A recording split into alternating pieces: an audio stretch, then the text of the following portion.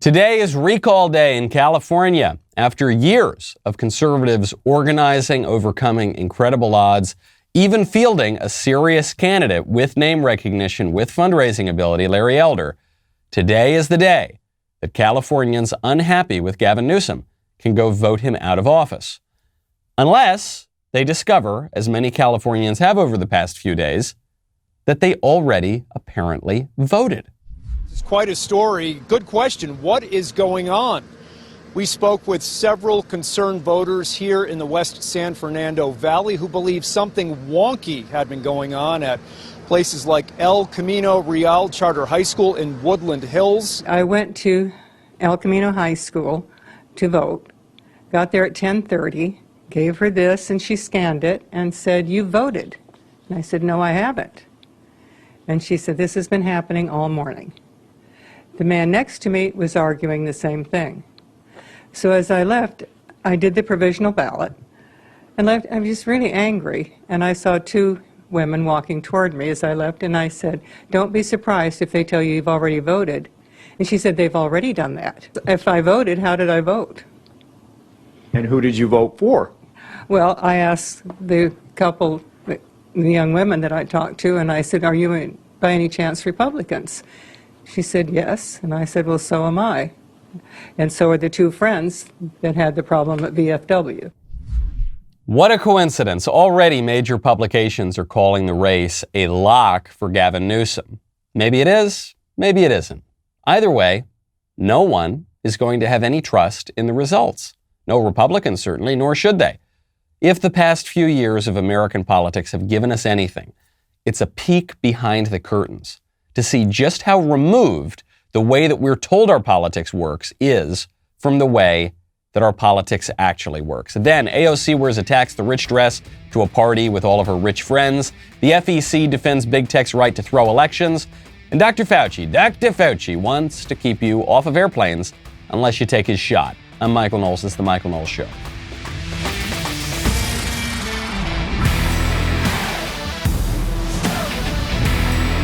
Welcome back to the show. My favorite comment yesterday from Cool Papa J Magic, who says, "The funniest part of all this is that nobody is listening to Biden. His dictates have no bearing on the way we live. It's like he's only talking to the blue states at this point." It is exactly like that. Frankly, I'm not sure he's even talking to the blue states. I'm not sure that Joe Biden is all that relevant to the way our government actually works. He's incompetent. He messes things up, to paraphrase Barack Obama. But I'm not sure that he's the one actually running the show. When there's all this sorts of craziness, when there are fears of inflation, real inflation going on in our country, you might want to hedge your investments with Acre Gold. I love Acre Gold. I love investing in physical precious metals. I love doing so for as little as $30 a month. But Michael, you liar, gold costs, calm down, all right? I'm not lying to you. You can invest in physical precious metals for as little as $30 a month with Acre, because Acre allows you to subscribe to gold bars.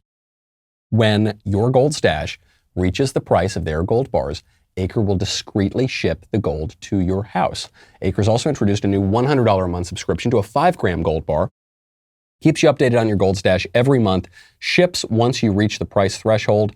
The big takeaway here, though, is that you don't need to come out of pocket, okay? I have really enjoyed investing in physical precious metals. I've really enjoyed investing in Acre Gold. Head on over to getacregold.com/Knowles today. Start investing in physical gold. Make sure you go to that URL because Acre is giving away a gold bar. To qualify for the giveaway, tweet or post why you should be the recipient and mention @get_Acre. That's getacregold.com/Knowles. Thank you, Acre Gold, for supporting the show.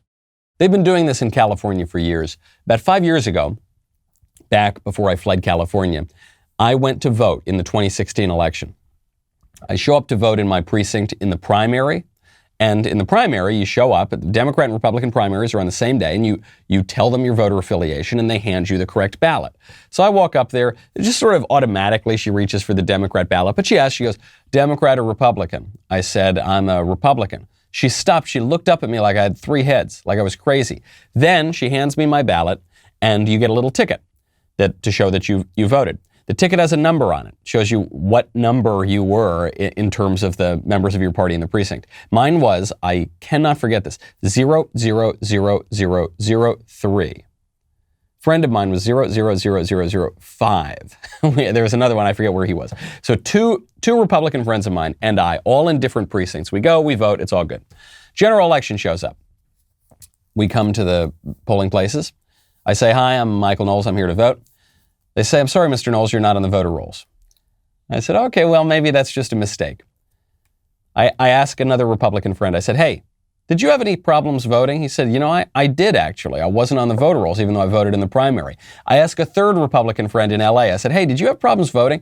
He says, yes, I did. I wasn't on the voter rolls, even though I voted in the primary. So my third friend is a lawyer. He pursues this to no end. 4 months later, he finally gets an answer, I think from the county clerk, something like that. And the answer is, oh, whoopsie daisy, clerical error. Whoops. So we voted provisionally. Did our votes count? Probably not. If provisional ballots are only counted much later. So, no, this has been going on for a long time. We called it from the very beginning of this race. We said, there's a strange coincidence. There's a hole punched out on the envelope for the ballot, and the hole lines up exactly over where you would answer whether or not you want to recall Gavin Newsom. So you can tell from the outside of the envelope if you're going to recall Newsom. And what do the election officials in California say? Oh, whoops. Oh, it's just a coincidence. No, it's just an important thing to process the ballot and so you can sign. Has nothing to do with where that most important question is. Now we're hearing people voting twice.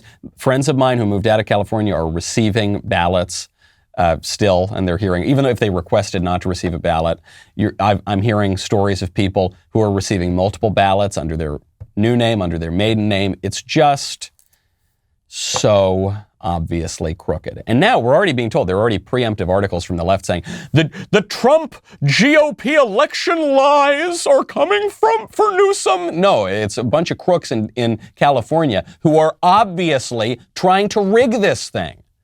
By the way, I'm not even saying the election is being stolen at the very moment. You just don't know. Sure doesn't look good. But the result of this is going to be that Republicans are going to have no faith in that election, nor should they. There have been too many shenanigans before our very eyes. The news story that I just played, that's not from the arch right-wing conspiracy network. That's from local news in California that's run almost entirely by Dems. And even they are saying, wait a second, what's going on? We've been hearing this all morning. Brings me to the top story from last night, which is going to seem like it's not connected, but it actually is connected. This is Representative AOC, Alexandria Ocasio-Cortez, who showed up to the Met Gala, one of the most preposterous, frilly, silly events of the year, where people wear lots of silly sorts of outfits and they pay upwards of $30,000 a ticket and they go hobnob with very rich people.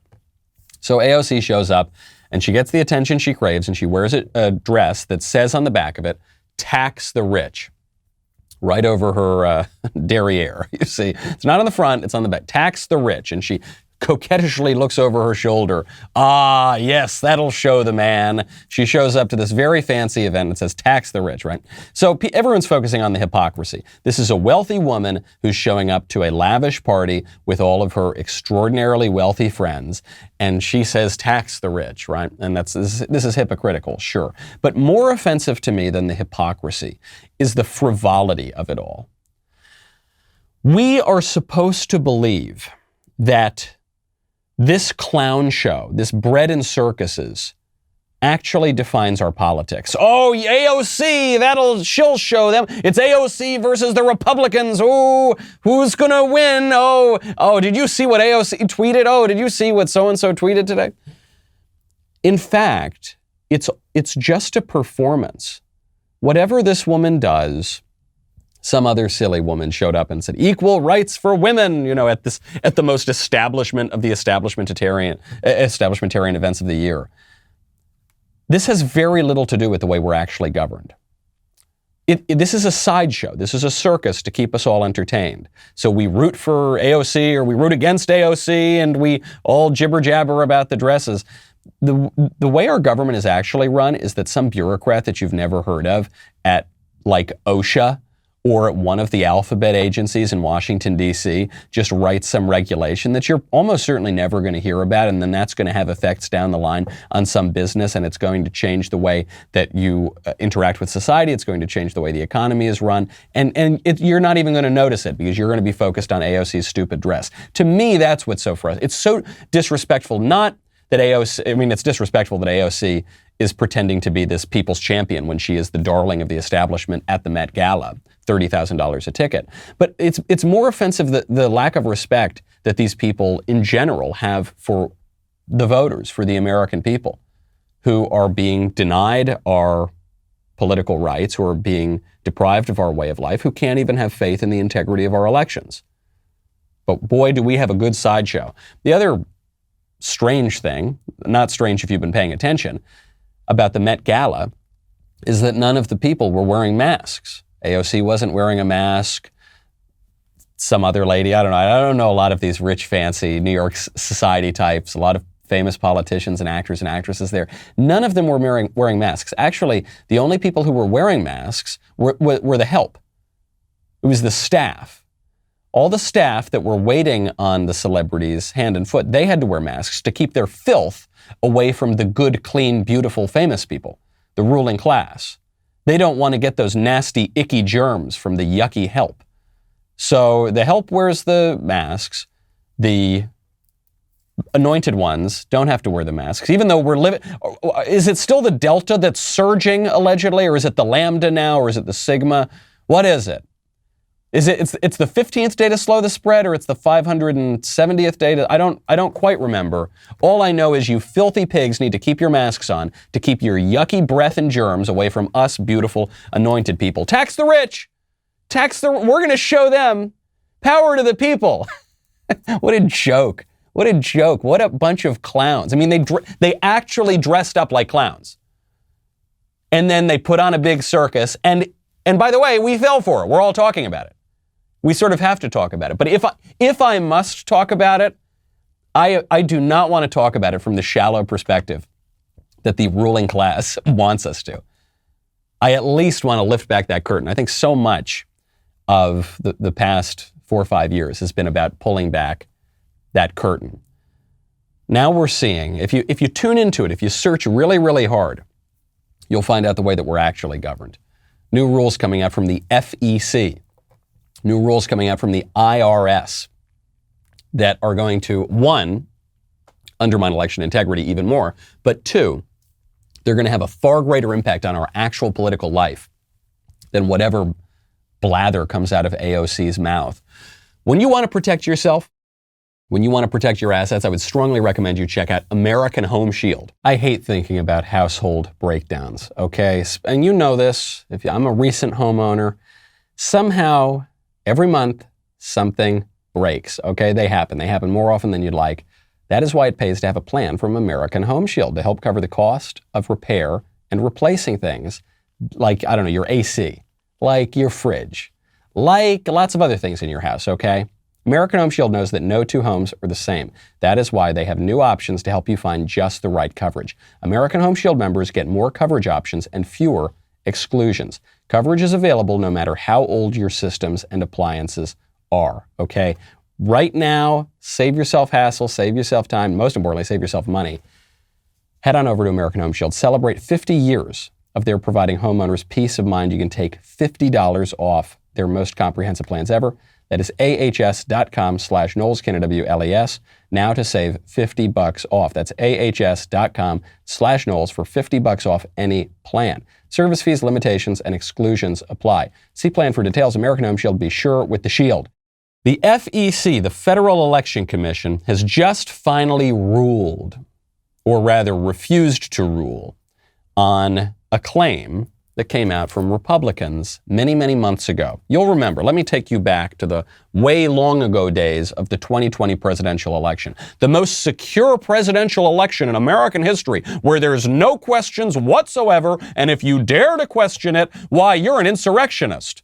Probably just like the people in California who are daring to question what's going on in that recall election.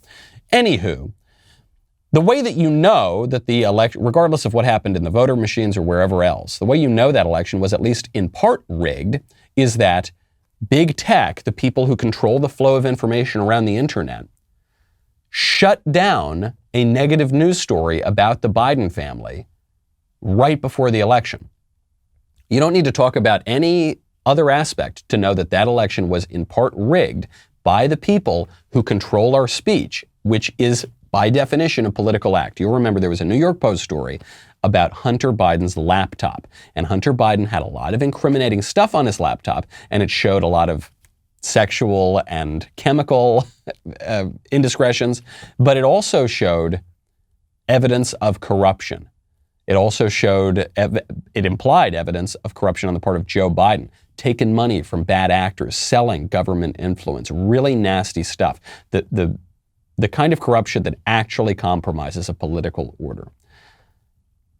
But maybe you didn't hear about that story, because if you or a friend of yours tried to post it on Twitter first and later Facebook and anywhere on Google, YouTube, that would be taken down.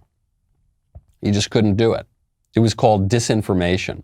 No, this is unverified, Russian probably disinformation. If you tried to privately message that story, you would not be allowed to do that.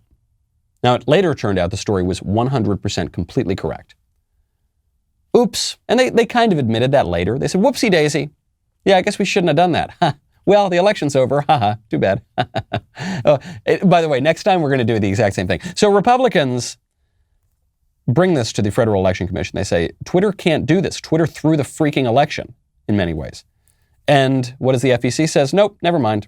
No big deal. Twitter did nothing wrong. How about the IRS? Very few people are talking about this as well. In the $3.5 trillion budget reconciliation monstrosity that the libs and the squishes are pushing through the Congress right now, there is a little discussed provision by which the IRS will be able to force banks and financial institutions to send them more or less all of your financial information. Not just, hey, here's my income from the year, here's how much I'm going to pay in taxes.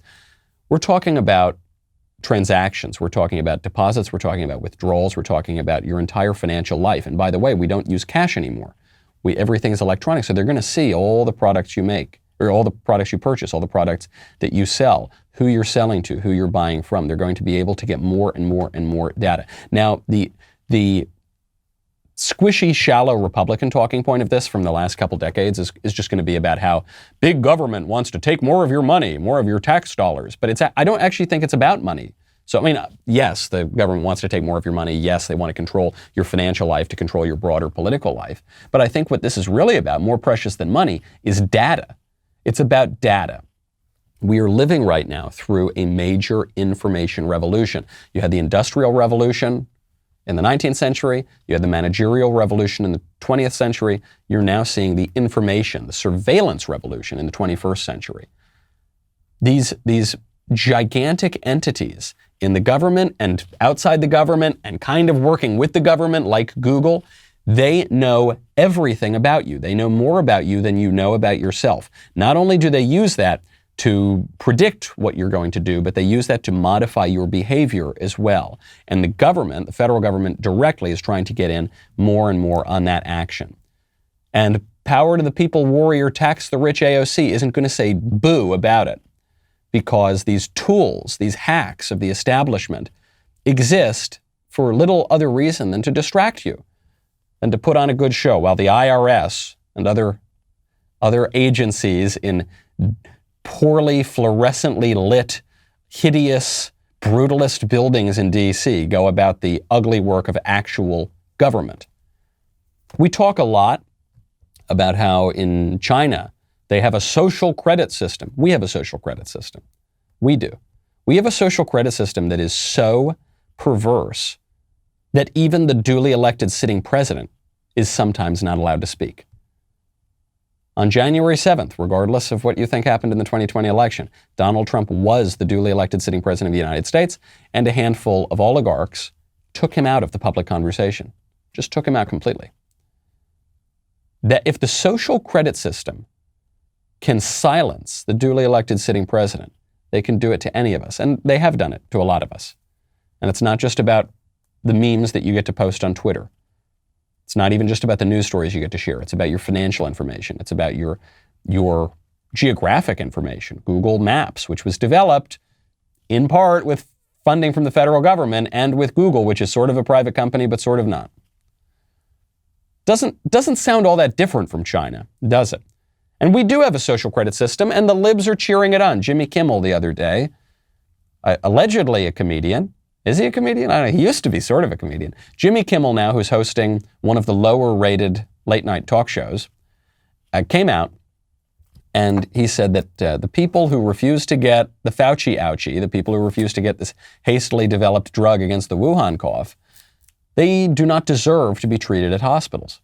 Dr. Fauci said that if hospitals get any more overcrowded, they're going to have to make some very tough choices about who gets an ICU bed. That choice doesn't seem so tough to me. Vaccinated person having a heart attack? Yes, come right on in. We'll take care of you. Unvaccinated guy who gobbled horse goo? Rest in peace, Wheezy. We've still got a lot of pandimwits out there. People are still taking this ivermectin.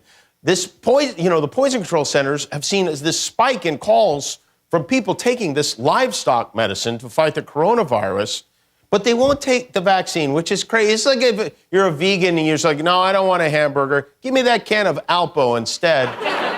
So first of all, as we covered on the show last week, ivermectin is not a horse drug any more than aspirin is a horse drug. Ivermectin is a drug approved by the FDA for use in humans, called a wonder drug by many, many people. You can find a lot of studies about it from the National Institutes of Health. You can hear wonderful things said about it everywhere from the CDC to WebMD. It was only because some conservatives pointed out, maybe we should start focusing on therapeutics to treat this virus rather than focusing on a vaccine that appears to be less effective than you all promised us it would be. Only then did they say it's horse goo. You dummies. Take the vaccine, which is totally 100% safe, except that teenage boys are 6.1 times as likely to suffer heart problems from the vaccine as they are to face hospitalization from the virus. That was another study from the Science that came out just a couple of days ago. But you unvaxxed people don't deserve a hospital bed. Hey, gay guy, you don't deserve a hospital bed if you get AIDS. Hey, fat guy, you don't deserve a hospital bed if you come down with a heart condition or diabetes. Hey, smoker, you don't deserve a hospital bed if you get cancer. Hey, including pot smokers, by the way. I know now it's easy to ostracize tobacco smokers because that's politically incorrect. What about the pot smokers? Hey, you can't. Nope, sorry, you can't. Is that how we're going to conduct medicine? Because in that case, no one's going to get treated for anything. Because people, generally speaking, suffer from medical conditions because of their lifestyle, because of their environments that they find themselves in. Some of it is just born out of nature, but a lot of it comes from the way that we live our lives. But no, everyone else who makes choices gets to be treated, just not conservatives, because we don't score high enough on the social credit score. And now you're hearing this echoed at the heights of the federal government, the most powerful people in the government. I'm not talking about Joe Biden. I wonder if Joe Biden even knows that he's in the government. I'm talking about the actual top politician in this country, Dr. Fauci. Dr. Fauci, who had told, do you remember? I'm going to take you back. I know I'm taking you on a real memory whirlwind today. Some months ago, Dr. Fauci comes out and he says, no vaccine mandates. A vaccine mandate would encroach on people's liberty. We can't have that. And then, just like every other point he made in this pandemic, don't wear masks, do wear masks. You're not going to get a vaccine, there is a vaccine. You're not going to have this in time, we're going to reopen in 15 days. No, actually, it's going to take 15 months. Actually, it's going to take more than 15 months. Just like on all of that, Dr. Fauci has now flipped his position on the mandates, and he's now saying you ought not really to be able even to get on an airplane unless you take his shot.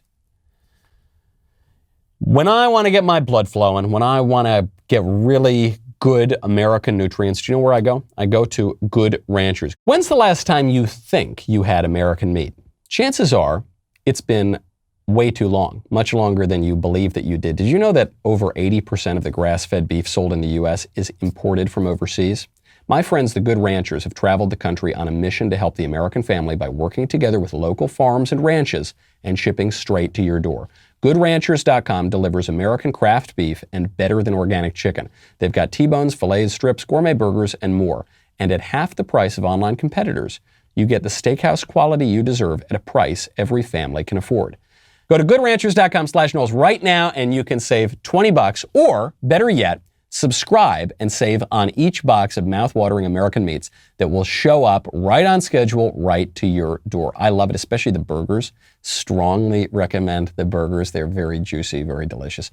Right now, get $20 off and free express shipping if you go to goodranchers.com/Knowles or use code Knowles at checkout. $20 off, free express shipping at goodranchers.com/Knowles. Also, go check out Ben's show, AOC's Let Them Eat Cake. Ben focuses on AOC's outrageous, silly dress from the Met Gala.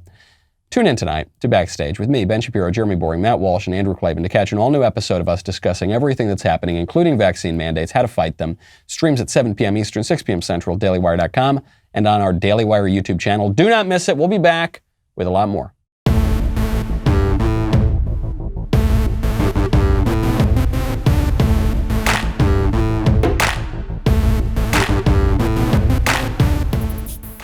Hey, Dr. Fauci. After all this time, now I guess we're going to be closing in on 2 years before you know it. Can we finally get back to normal yet? Can we finally return to our lives? Or are we going to have mandates and lockdowns? And what do you think about air travel? Do you think you need to mandate the vaccine for air travel? I would support that. If you want to get on a plane and travel with other people, that you should be vaccinated. I would support that. Okay. Fauci, when he was just heating up that pot of water that all of us little frogs were in last year. Remember, we were all in it, and we said, oh, God, I hope you guys don't cook us. And I said, no, we're never going to have a vaccine mandate. No, a vaccine mandate would be absolutely in it. Well, maybe just some vaccine mandates. No, but you still have your human right to travel. There's no way. Well, actually, maybe you need to get your vaccine to travel. What is next? You're going to, in order to breathe the air in this once-free country, you're going to need your shot pretty soon. Fauci goes on, by the way, he's talking about vaccine mandates. He goes on to talk about vaccine mandates for children. When you hear us say, should you mandate vaccination for children to be able to attend school, some people say, oh my goodness, that would be terrible to do that. But we already do that and have been doing that for decades and decades. I don't know what school you went to, but the school that I went to, you had to be vaccinated for measles, mumps, rubella, polio, or otherwise you couldn't go to school. So it is not something new to mandate vaccines for school children. The solution that we have at our hands is vaccines. So what Dr. Fauci has just said here is not false. It actually shows you the cleverness and the political ability that he has. He's saying, look, when I was in school, we had to get vaccines. That's true. Me too. You too, I'm sure. I'm sure for most people out there, you had to get vaccines too. Look for polio, for rubella. He didn't say smallpox, but I'm sure he would have said smallpox. Dr. Fauci, do you really believe that coronavirus and polio are the same thing? Are they in any way comparable? Polio, you potentially can never walk again.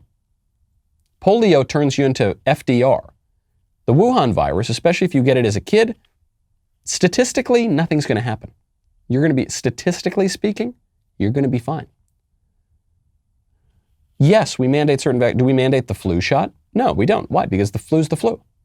We don't. So what he's trying to do here, and by the way, the flu is a lot harsher on children, statistically, than the coronavirus is. So what he's trying to do is conflate these things that are totally incomparable. But all you really have to do is just rewind. Listen to all the times that Democrats spoke out, lying to your face, opposing the vaccine mandates that they are now all championing. I'd be pretty surprised if you mandated it for any element of the general public. No, I don't think it should be mandatory. I wouldn't demand it be mandatory. And no federal mandate requiring everyone to obtain a single vaccination credential. We're not counting on vaccine mandates at all. Those are decisions the federal government is not going to make. You're not going to see a central mandate coming from the federal government. That's not the role of the federal government. At the federal level, I don't have the authority to either mask mandate or vaccine mandate. That's not what we do at the federal level. Definitely not. You don't want to mandate and try and force anyone to take a vaccine. We've never done that. There will be no federal mandate. This is a decision that historically has not come from the federal government around vaccine mandates. That has not happened ever, to my knowledge, at a national level. No federal mandate requiring everyone to obtain a single vaccination credential. These are the people that tell you that you can't question your election system. These are the people that tell you can't question anything about your government. These are the people that tell you can't question anything about what Dr. Fauci says. Because Dr. Fauci is the science. He actually said that at one point. He said, when I am talking, I am describing the science. Fauci and the science are synonymous, right? And boy, that science sure can't make up its mind, can it? That science seems to change with the gusts of wind. These people who lied to your face and now continue to gaslight you about very important stuff, about this unprecedented federal vaccine mandate. Now they're looking at you and saying, no, what do you mean unprecedented? We always had this. Oceania was always at war with Eurasia. Oceania was always at war with East Asia. The word Orwellian is overused, but it's overused because people are seeing it happening all around us. Now, in fairness, I don't want to be too harsh on the ruling class right now, because while they are pushing a vaccine mandate for just about everybody who's not yet vaccinated, companies with more than 100 people, employees, and schools and sporting events, and anyone who wants to go to a restaurant or a bar or get on an airplane or, anybody. Jen Psaki wants to point out there's one big exception here. The illegal aliens who are flooding into our country, they don't need the vaccine. Why is it that you're trying to require anybody with a job or anybody who goes to school to get the COVID-19 vaccine, but you are not requiring that of migrants that continue walking across the southern border into the country? Well, look, our objective is to get as many people vaccinated across the country as humanly possible. And so the president's announcement yesterday was an effort to empower businesses, to give businesses the tools to protect their workforces. That's exactly what we did. But certainly we want everybody to get vaccinated, and more people are vaccinated, whether they are migrants or whether they are workers, protects more people in the United States. But it's a requirement for people at a business with more than 100 people. It is not a requirement for migrants at the southern border. Why? That's correct. Go ahead. Yeah, that's correct. So she dances around Peter Doocy's question. She refuses to answer the question, but she kind of puts on a show. She does a little soft shoe to pretend like she's answering the question. And then Doocy hits it again. He says, no, I'm just asking about the very simple requirements. You are requiring American workers to get the vaccine. But even the illegal aliens that you're processing, you are not requiring them to get the vaccine. And she looks at him, cold, dead eyes. She goes, yes, that's correct. Next question. What are you going to do about it, Peter Doocy? What are you going to do about it, deplorable, irredeemable, Bible-thumping Americans? Nothing. That's what. Because it's not up to you. It's frankly not even up to us, is what she's implying. These issues are polling terribly for Democrats. This is a political huge loser for Democrats. But the Democrats don't seem to care. Frankly, everything they're doing right now is a huge loser. Their immigration policies, their COVID policies, their economic policies, they're all huge. Obviously, Afghanistan, that seems like a million years ago, doesn't it? All huge losers for Democrats. And yet they don't care. They don't change course. Why is that? One, maybe they're not so worried about losing elections. Maybe they feel that the election system is going to protect them just fine. Two, maybe it's not even really them who are making these decisions. Do you think Joe Biden is the one calling these shots? Do you think Joe Biden knows even which end is up? I don't. And my evidence of this, by the way, is that one, when Joe Biden is answering questions from the press, he'll say, no, they told me to call on. I can only call on. Or when he's answering a question, he says, well, they said I'm not allowed to. So who's they? Who's they, buddy? But then, second of all, when he does ask a question, when he does answer a question, often the White House, whoever is running things over at the White House, will just cut his microphone feed. They did it again yesterday. Can I ask you a question? Of course. One of the things that I've been working on with some others is Thank you for joining is what the screen says. Joe Biden was in Boise talking about wildfires. He was talking with some leaders around there. He was asking George Geisler of the National Association of State Foresters a question that obviously has quite a lot to do with public policy. But the White House thought, no, we don't want this out there. We're just going to cut his microphone. Just like big tech is going to cut the microphone of Donald Trump in a less offensive, in a less adversarial, but still pretty shocking way, the blob that's running the show is going to cut the microphone of the duly elected, of the sitting president of the United States. What am I allowed to say? What am I allowed to say over here? I don't know. Speaking of people who are pushing back against the blob that's running our country, you got to give some credit to Ron DeSantis. Ron DeSantis, who is, obviously setting himself up to run for president in 2024 as a Republican.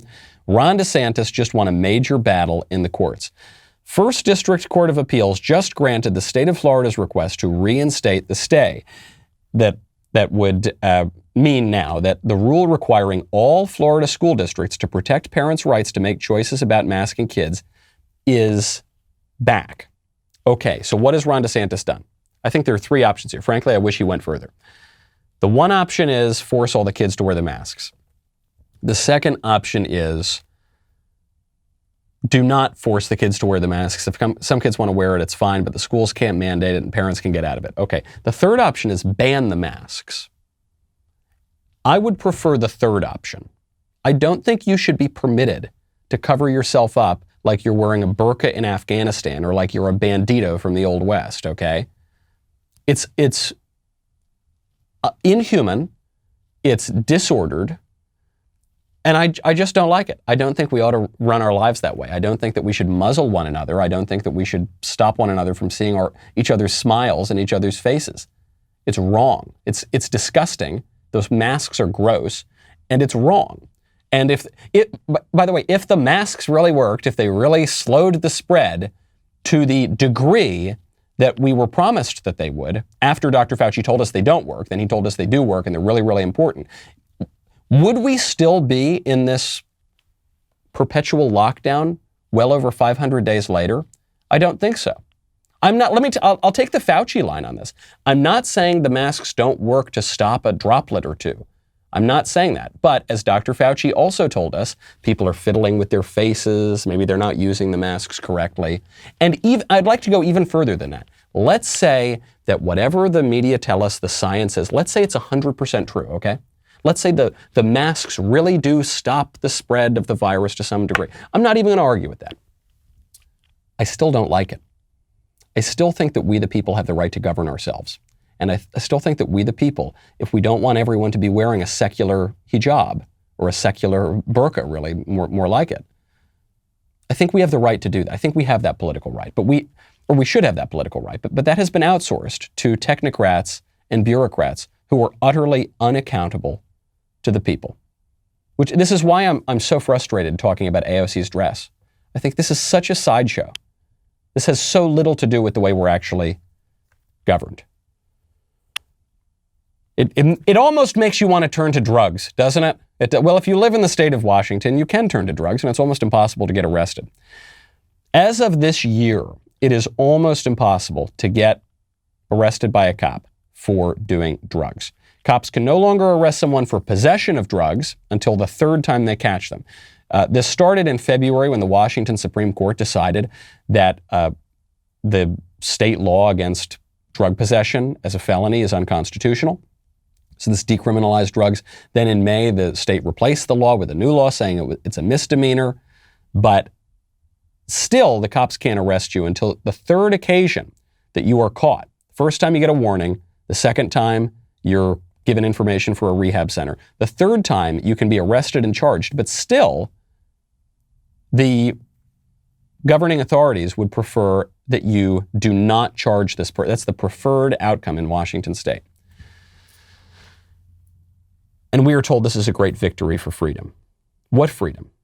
The people of Washington are not allowed to pass their own drug laws. Yeah, it's true. You get the freedom, quote unquote, of the heroin addict who gets to shoot up unimpeded. But first of all, I don't think that's freedom. I think that's slavery. I don't think the addict would call that freedom either. The higher, exalted political freedom of the people of Washington to pass laws against this kind of degeneracy in their state, that's gone. That's been taken away from them. Outside of an ordinary constitutional system, certainly outside of democracy.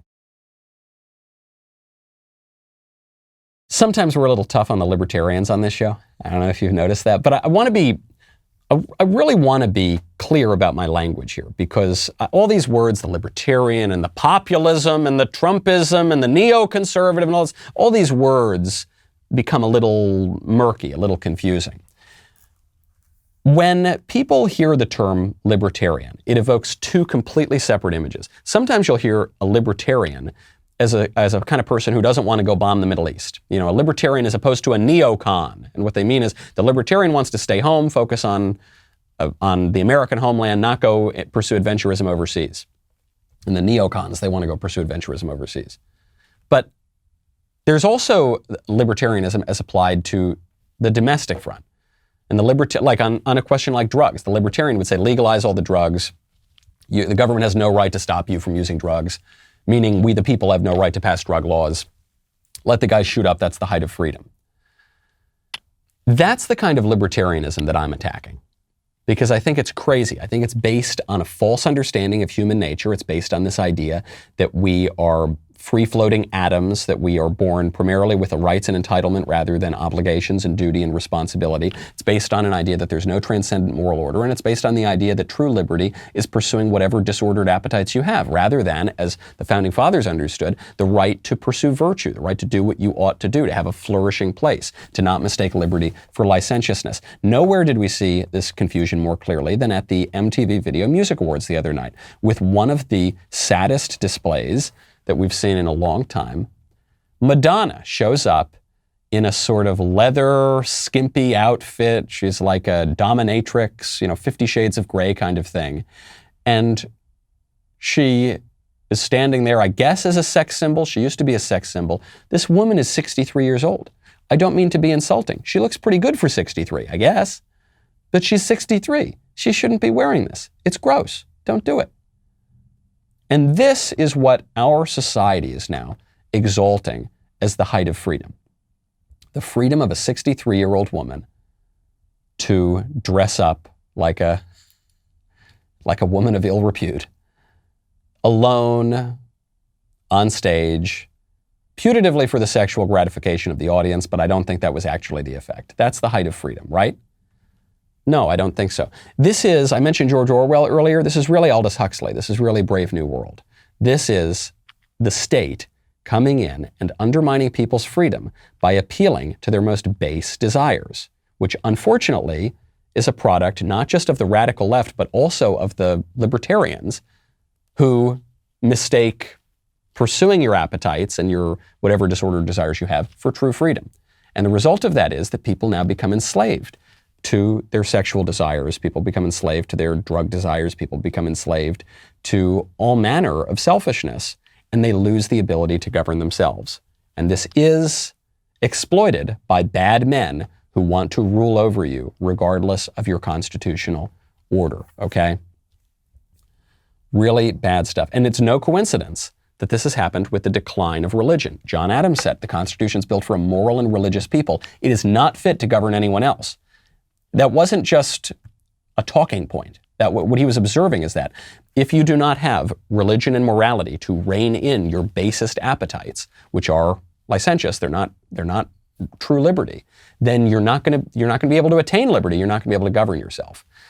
So it's no coincidence that we have lost our political rights as religion has declined. There was a study, it just came out. I guess you'd call it a study. It seems like a kind of suspect study. It's from the Christian Post, is reporting on it. Study was published by the Cultural Research Center of Arizona Christian University. It says that most adult U.S. Christians don't believe the Holy Spirit is real. Now, look, I'm no statistician, I'm no social scientist, but I'm pretty sure 100% of U.S. Christians believe the Holy Spirit is real. And the reason is, if you don't believe the Holy Spirit is real, you're not a Christian. Study says Christians don't believe in the Holy Spirit, but ontology and the definition of words says they do. Because they do, because you just can't be a Christian if you don't believe that. But this is part of the same problem that you see in transgenderism, that you see in all the kooky radical racial ideologies, that you see in the Oppression Olympics. It's the idea that you actually see it in Planned Parenthood v. Casey when Anthony Kennedy came out and said that everyone has the right to define his own concept of existence. You don't. You don't have the right to just define what a Christian is outside of Christianity.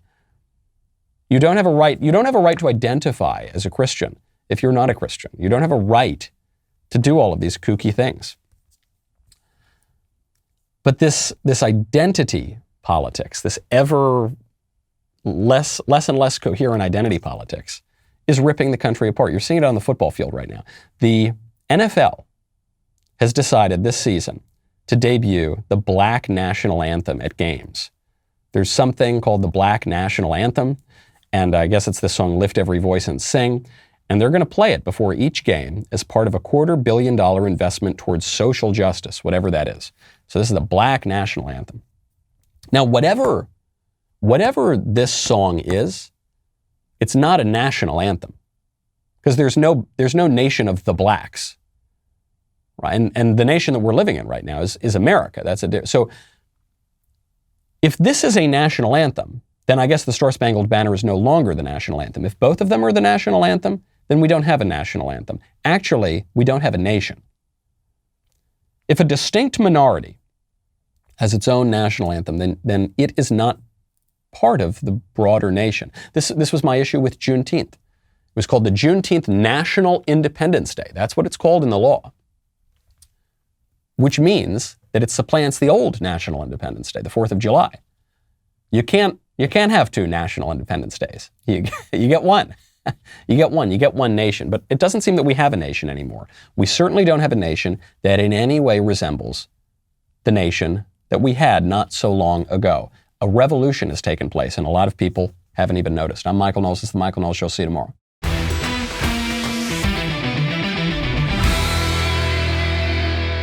The Michael Knowles Show is produced by Ben Davies. Executive producer, Jeremy Boring. Our technical director is Austin Stevens. Supervising producer, Mathis Glover. Production manager, Pavel Vidovsky. Editor and associate producer, Danny D'Amico. Associate producer, Justine Turley. Audio mixer, Mike Coromina. And hair and makeup by Nika Geneva. The Michael Knowles Show is a Daily Wire production. Copyright Daily Wire 2021. Today on The Ben Shapiro Show, AOC joins the Met Gala with a message for all of her fellow wealthy Marxists. And we discuss why the ritzy, unearned moral superiority of the Met Gala really matters. That's today on The Ben Shapiro Show. Give it a listen.